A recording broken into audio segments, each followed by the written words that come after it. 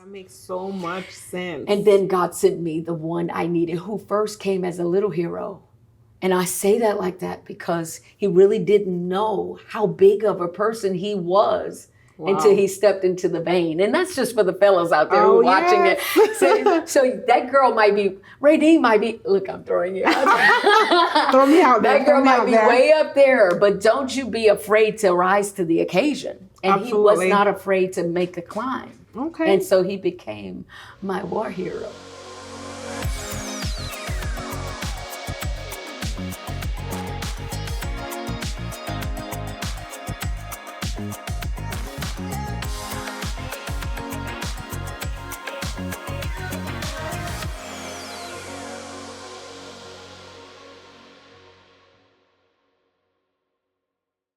Welcome everyone to the podcast, Empowering Women of God. This is such a fabulous occasion just to celebrate what God has been doing in the lives of so many women that I've met. This podcast is really to encourage, to uplift, and to inspire women who are looking to find their true purpose in God and to really find a network of women who are supporters, who are encouragers, and who will be able to connect and perhaps, take them to the next level. My podcast really is about leveling up and leveling up with God and the kingdom impact. And so our guest here today is Miss Ericka Lee. She is a pastor. She and her husband have co-founded a church, Echo Community Church, which their mission is to worship, connect, and serve their communities. And outside of that, her pastoral duties, she has heavily been involved with helping women heal, grow, and also to just heal. Her church, as she calls it, is the hospital. All right. So Miss Ericka, welcome to the podcast. Thank you for joining. I'm so excited to be here. I'm excited to have you here. Such a blessing to have you here. Yeah. I'm really excited about this topic. I mean, the title of your whole network and podcast, I'm just really psyched about empowering women. Absolutely. And to segue into that, one thing I did not mention is that she is the founder of Emerge Women Ministry. That is her own personal brand group that she helps women in the healing and spiritual growth. And as I said, also, she does a fantastic job with marketing and personal branding. So I know that a lot of women will be excited to hear a lot more about you. And so I like to segue into just how I connect with all my guests. And I met Pastor Ericka through a friend who I invited on the podcast. Unfortunately, she wasn't able to make it, but based on just my mission and just the goal of empowering women, she connected me with Pastor Ericka. And we were able to connect in a very short space of time. And we met. Absolutely. And let's just say it was a divine connection. Yes, it was. And I'm here now as a member of Echo Community Church. Come on. I'm psyched about it. And just so happy to be here in this space. And having her as a spiritual mother, that's something that is super, super important for me. Amen. Well, I'm going to throw the floor over to Miss Ericka. This is Ericka here. Well, I'm going to say I'm more than honored to be here and as a guest on the podcast in the genesis of it all. And I just believe in what God is doing through you. I believe in the whole foundational purpose of Empower Woman of God. Yes. And so, listen, to all the audiences, to everyone who's watching us right now, listen, this is all about you. This is all about you. And I am more than honored to be a small part of this grand vision, She's so humble, a small part. Well, Ericka, I know you are not originally from Houston. No. And you are a Louisiana girl. And so I just wanted you to just share a little bit about your background growing up in Louisiana. What was that like? And, before you transitioned here into Houston. Well, you're going to make me do like I do when my granddaughter do. Because it'd be like, it's loaded. So I always said I'm a Cocoa Southern Belle. That means there's a little Southern charm. Louisiana. However, if you go, I don't always sound like some of the people from my hometown, and it's because I'm always hopping planes. I'm always going different places. I'm connected to people in different spots. However, growing up there is, it's home. It was home. It's home where my storyline is thick. Oh, wow. It just depends on how you want it. How do you want to slice the pie of my life? Well, guess what? I'll let you slice the pie of your life. Okay, You're the best person to do that. Most people will come on this wonderful podcast in this amazing space and say, oh, it was just oh God, it was amazing. And I grew up with this great person and that great person. Well, that's not my life. I'm sorry. I wasn't sliced or cut from that particular neck of the woods. I actually came up in an area where I had a 17-year-old mother. Wow. Who had 2 children. 17-year-old mother, 2 children. I'm the second. And so this is a girl who dropped out of school because she was pregnant. It was a force at 15. And then she got married because she was pregnant with me. You do the math. Wow. So it was a wonderful dysfunctional home. Did I say that? I did say that. Wow. And so what I'm saying is I took the piece of good that I could get out of the experience. However, and which were some good moments because your parents do the best that they can do with the tools that they've been given. So Louisiana has its charms, but it also had a lot of places in that caused me to cry out for a cure. Wow. And wow. That was the battle. They have a lot of battlegrounds.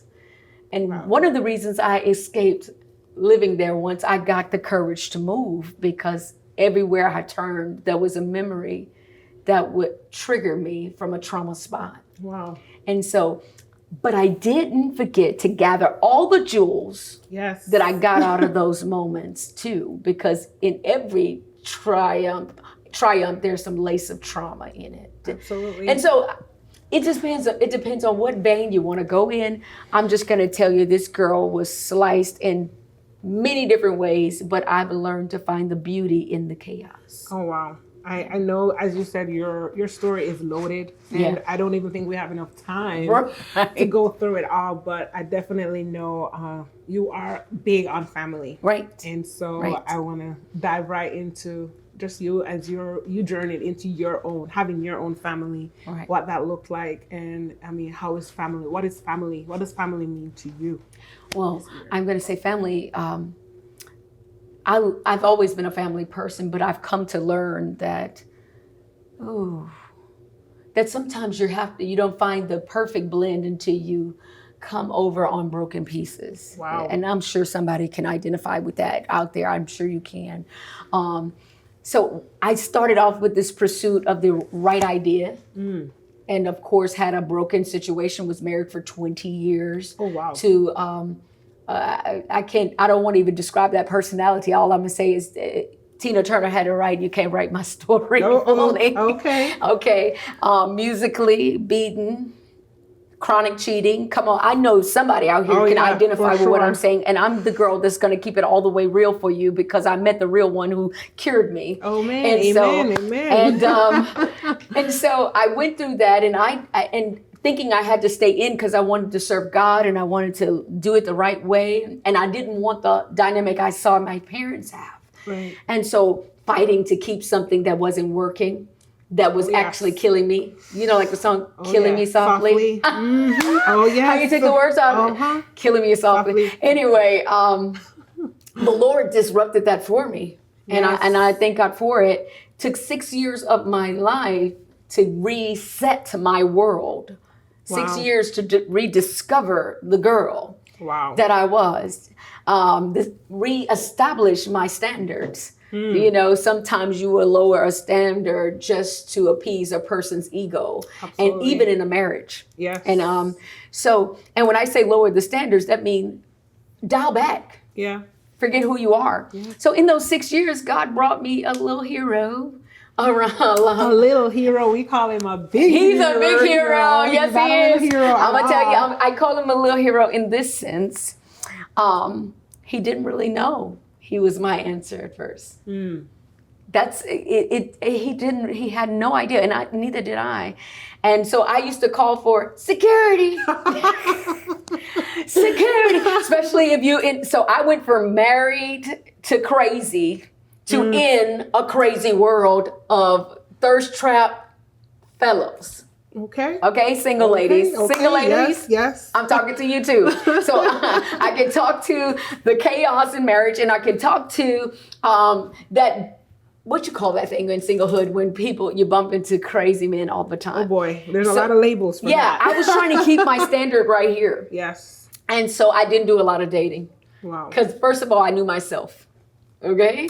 Absolutely. My journey into family dynamic came in letting God reset my life in singlehood. Wow. Letting God, I was still very much a wife. I just was allowing God to do it his way in singlehood. Did that make sense? That makes so much sense. And then God sent me the one I needed, who first came as a little hero.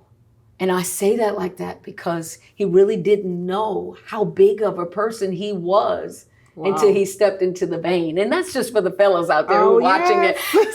So that girl might be, Raydeen might be, look, I'm throwing you out there. Throw me out there. That girl might be way up there, but don't you be afraid to rise to the occasion. And he was not afraid to make the climb. Okay. And so he became my war hero. All right. Well, listen, we definitely need to hear more. We're going to take a short break. Right. And we'll be right back.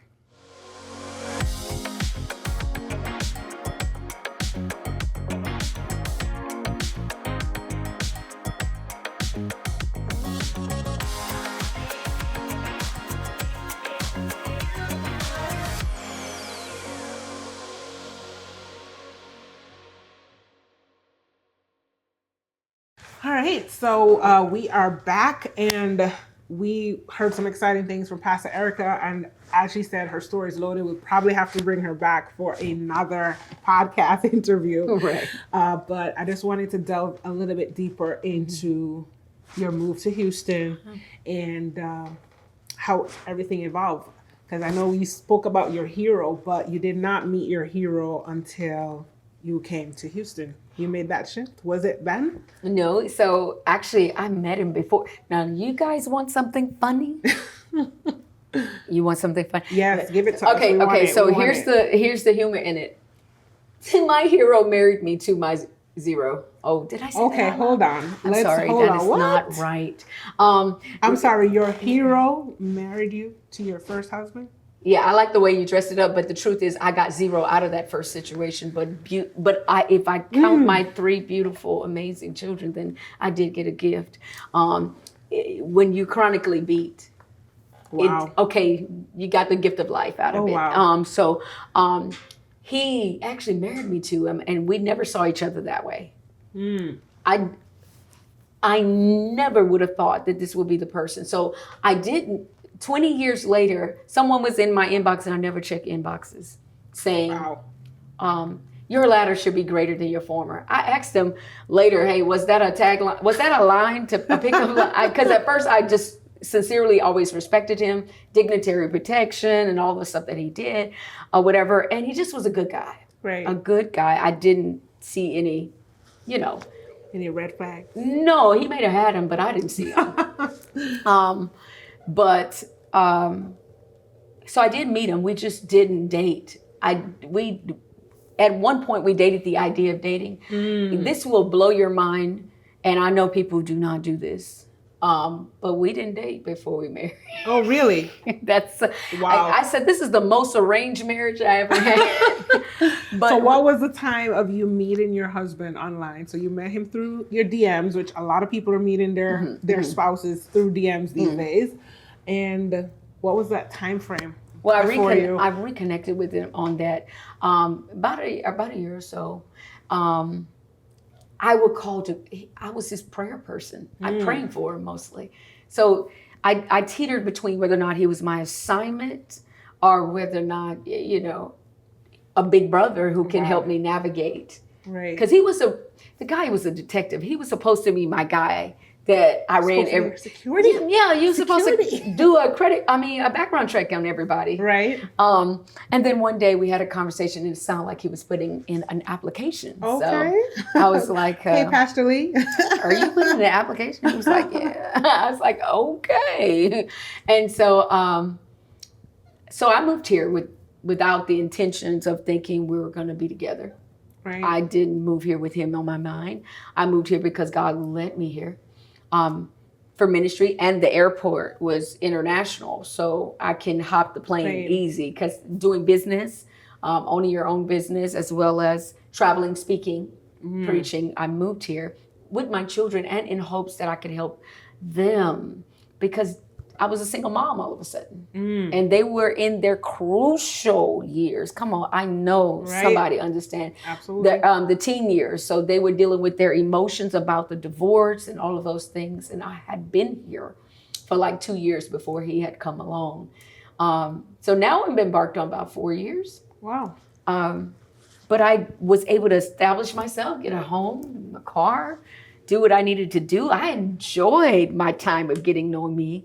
And how long was that? Because the single phase, for the single ladies who are wondering, like, how long should you be single and do that self-care before you actually get married? I think everyone's timeline is different. Right. I actually went into the intensive of doing the work. That means I took prayer walks. I did a little bit of divorce care. I didn't lie to myself. Don't lie to yourself. Right. I did the work and I still do work. That's for another day. However, I was intentional about my wellness. You can't control what someone do to you, but you're 100% responsible for your own comeback. Absolutely. Agreed. I couldn't control what happened to me, but I was not about to lose my whole life. And I had to do something about it. And we go wrong trying to get the person that hurt us to heal us. Oh.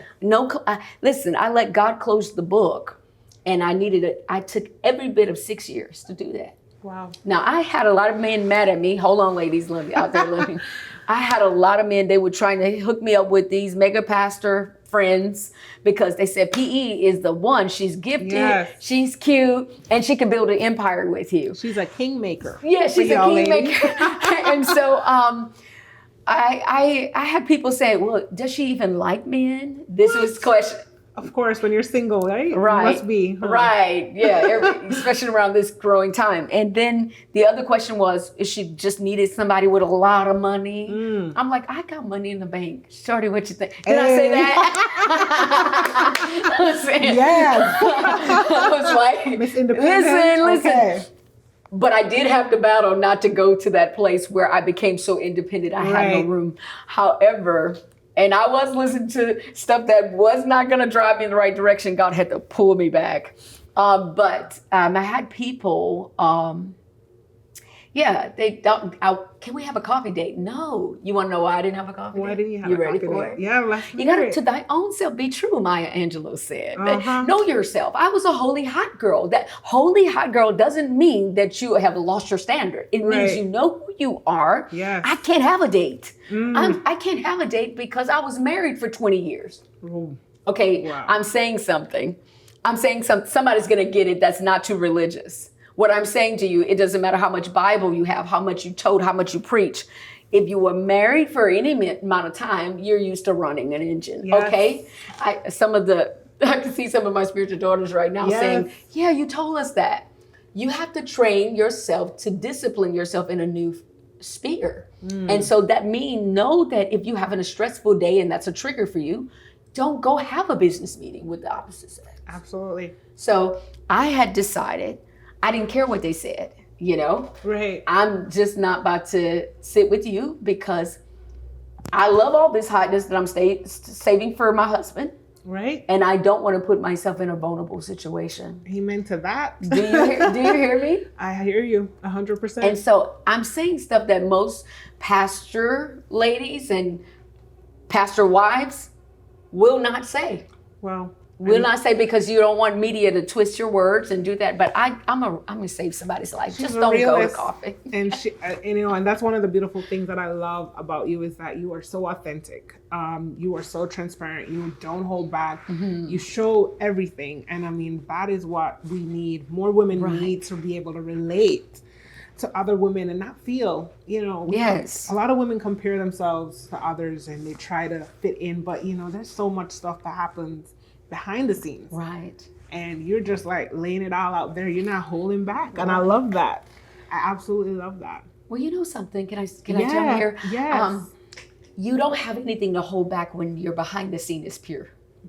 Wow. When the closet is Word. clean. When the closet is clean. So I can say it because I did the work to live it and be it. Right. You get what I'm saying? 100%. And there's some lady out there, I'm sure right now that you may have missed the mark and didn't do it. You can reset your standard in singlehood. Absolutely. I was able to run, but everybody don't have my story, right? No. Reset your standard and run on. Absolutely. So I would definitely say, because I'm on that single life journey and I'm also doing a lot of self-discovery and it's been amazing. I love it. And I know for a lot of women, they struggle between, going on those dates, taking that time. And I just wanted you to speak a little bit to the time that you took for yourself and how that healed you so that you could be ready for your husband.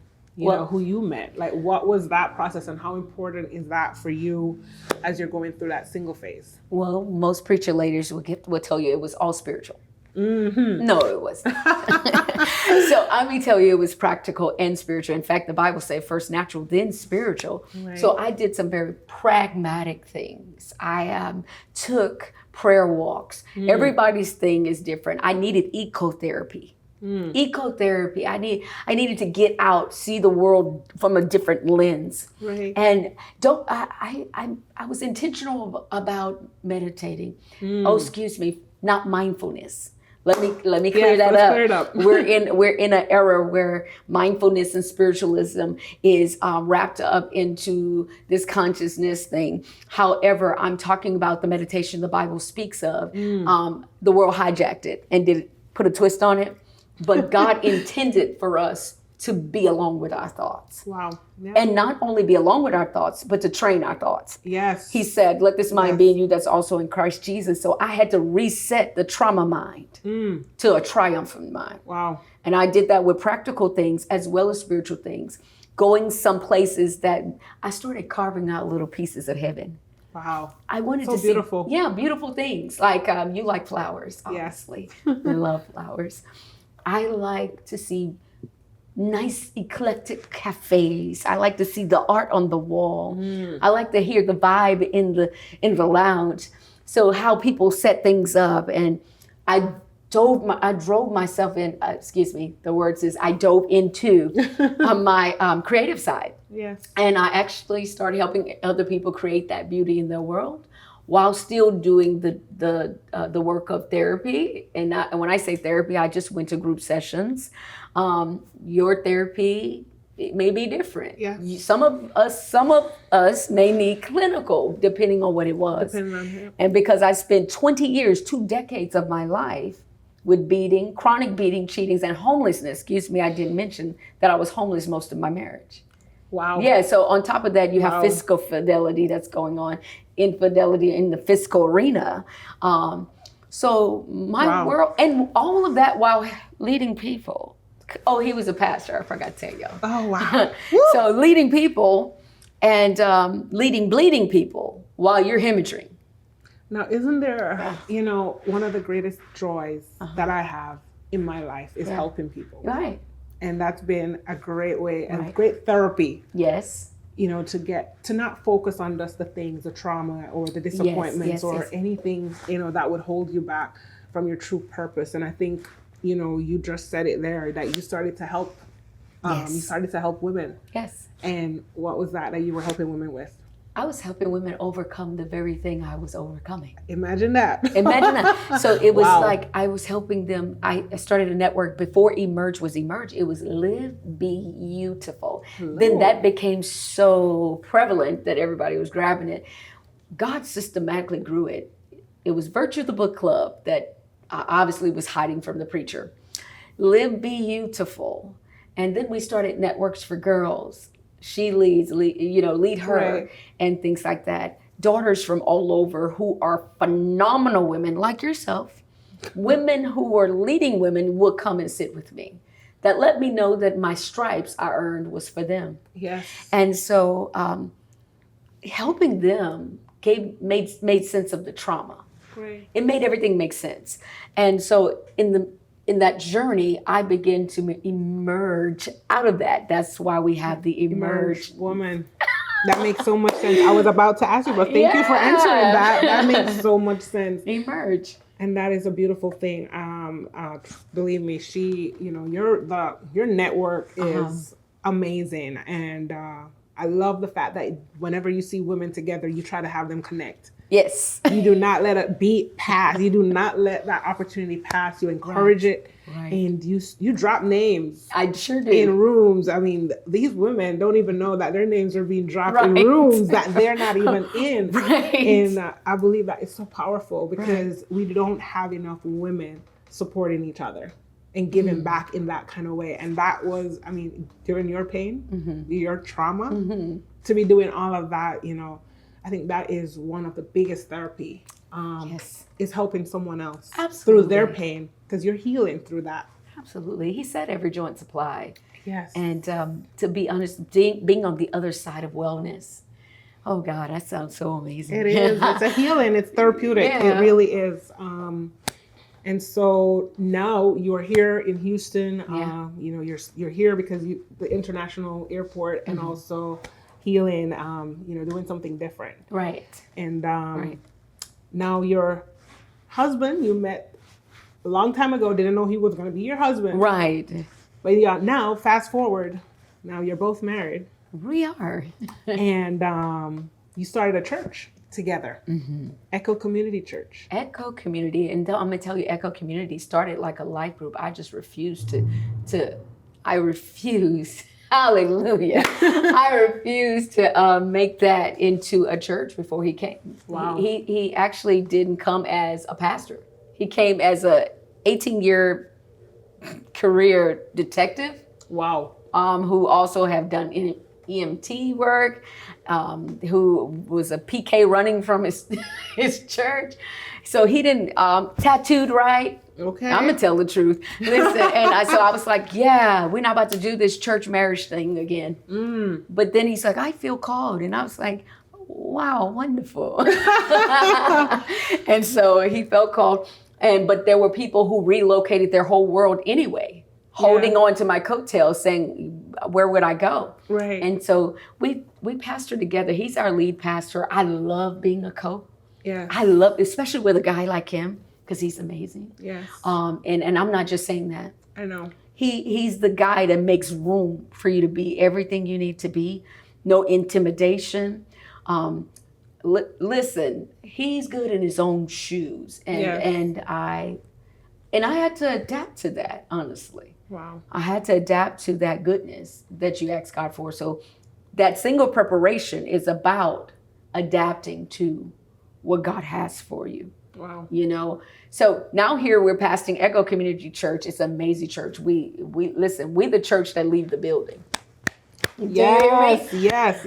Every fourth Sunday we come in here, we roll in deep to encourage each other, and then we roll right out the door. In fact, we got shirts that says the church has left the building. Yes. And we go find people to love and help. Absolutely. I mean, I love that. One of the things that I know for a number of years, I've visited many churches, is being a churchgoer. You hear that saying all the time. Don't just be a churchgoer. Don't just sit in church on a Sunday, one day out of the week, to do God's work. And also one of the things that drew me to your church was just the simple fact that your emphasis was on community, and serving, and that you were out there actually in the community.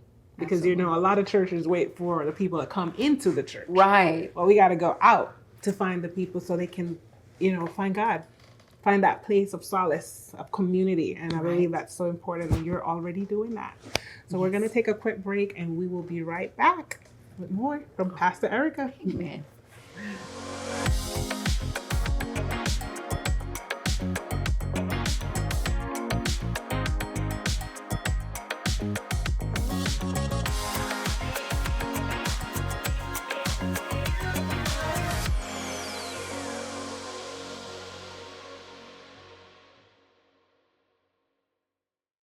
All right, well, welcome back. We are here talking with a fabulous Pastor Ericka. She's been giving us the deets. She's been giving us the tea. She's been giving us the dirt. But all in a good space where we can all heal and grow. And hopefully the women that are watching this and the men even, there's something to take away. And her story is definitely, as she said, loaded.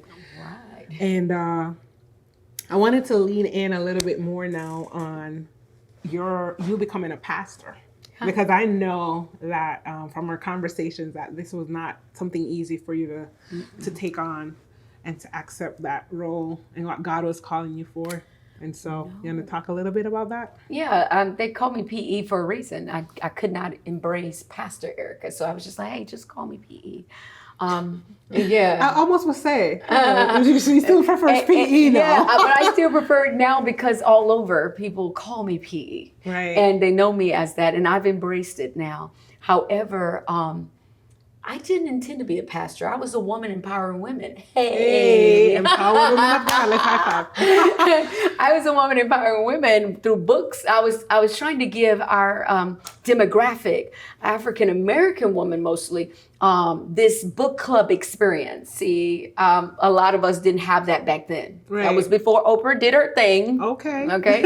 And but they denied me. I'm gonna tell you why. They came into the house and they never read the book. They just wanted to hear what I had to say out of the good book. Right. Out of the Bible. Of course. And so it grew, and my house was packed. We moved into a hotel room and have all these women, and then they do something so daunting. One of them bring me a bunch of pearls and said, this is given to me by a sugar daddy. I just want to throw it in the offering. I'm done with it. Okay. Yeah, listen, my life started changing before my eyes. I said, wait, y'all giving offerings and all. And I strayed away from that too, because I didn't see it. I grew up Baptist. Oh, okay. When I did go to church. When you did go to church. Oh, that's the truth. When I did go to church, because I didn't have that upbringing. We went on Easter and holidays and special occasions, okay? And like most people. Right. Unfortunately. And so I didn't grow. So when I did go, it was Baptist experience, and no woman was allowed to be in the pulpit or anything. And my daddy became a deacon who said, no woman should be a preacher. I remember God calling me, and I called my dad and I said, listen, this is going to be the first time in your life you're going to embrace a woman preacher. Because I'm going to preach the gospel if I'm walking the street doing it. He said, say what? Say what? I won him over, and he became more than religious after I accepted my call. He became relational with God. Wow. He began to know God in another way. Wow. And so my mom as well, she even allowed me to lead her life. Wow. It's crazy. The power. Right. I ran from it, but it kept running me down. And so I learned that in purpose, pain makes sense. Absolutely. I agree. Our purpose is normally found in the pain, in the suffering. And I believe that your true calling or your purpose doesn't really come out of anything else but that, the pain and the suffering that you endure. And so this is why this is so important to share your story, because you turned your pain, your trauma into something amazing. And so I guess my next question for you is, what's next?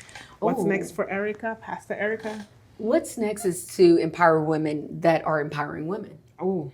Now that's my all. That's my grace. I always say I may not be the woman that will change the world, but surely I am the woman that will rock the cradle of the one. Yes. The one that will. And that's, whether that's through books, whether that's through intensives, whether that's through mentorship, my goal is not to only give them spirituality, but practicality. Right. So what I call spiritual pragmatism. Our lives, our natural life lived out in a spiritual way. Our natural life lived out spiritually and vice versa. Right. Going into the mall, people should be able to experience your God, not just you talking about it. Yes. And so yes. What's next for me is raising up an army of generals that will know how to serve their husbands too. Listen to me. Yeah, we definitely need to do another. Listen, I don't know if I buy into this generation that to be a leading lady, power woman, your man have to be nothing. My husband's king. Yes, okay? yes. And so women that know how to flex between home, marketplace, and ministry and still be the lady essence God called them to be. Wow. And that is a perfect segue to wrapping up our time here. Right. Because the reason, again, why I started Empowering Women of God Ministry is really to bring in that spiritual journey. Yes. It doesn't always have to be the way that society has shown us. And I think that's why so many women and people overall do not, lean into the church more because of the different things that have been associated with what a Christian life looks like.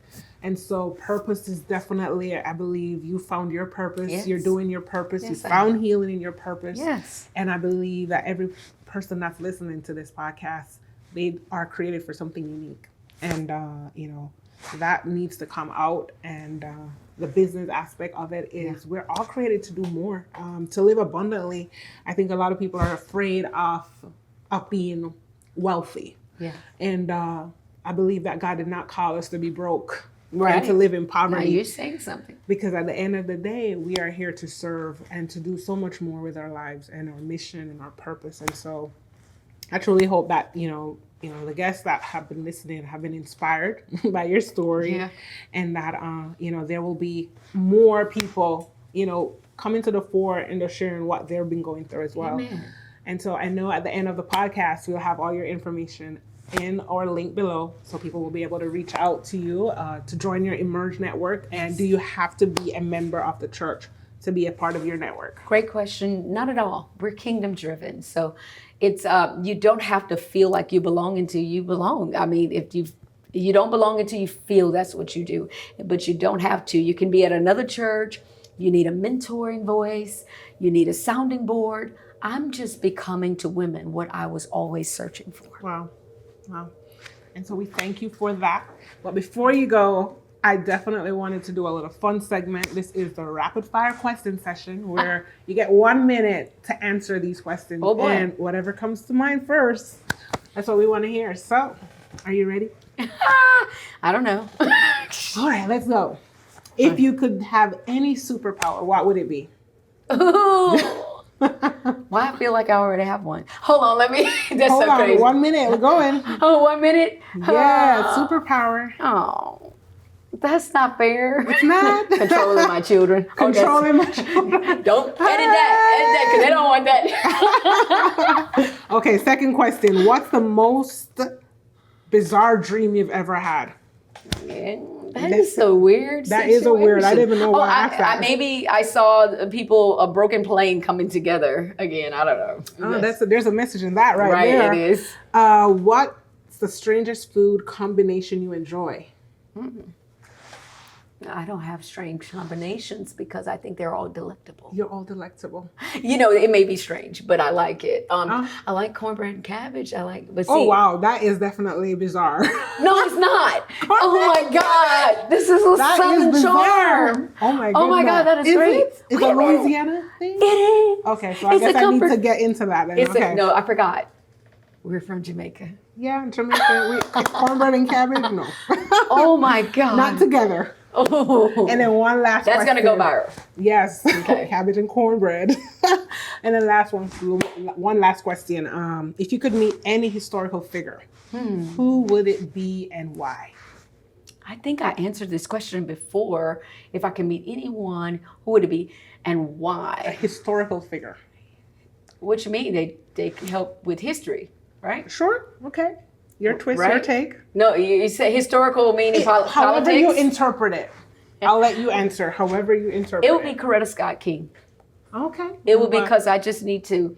I want to know what kept her supporting someone else while suppressing who she was and the whole time. Oh wow, that's deep.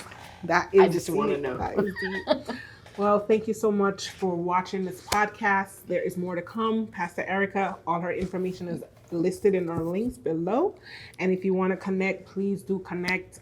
It's an amazing opportunity to just network with the ladies that she's connected to. And of course, we would love to know the people you know. And so we believe in building connections and building healthy, strong spiritual relationships. So definitely look forward to our next podcast. Bye. It's been fun. Bye.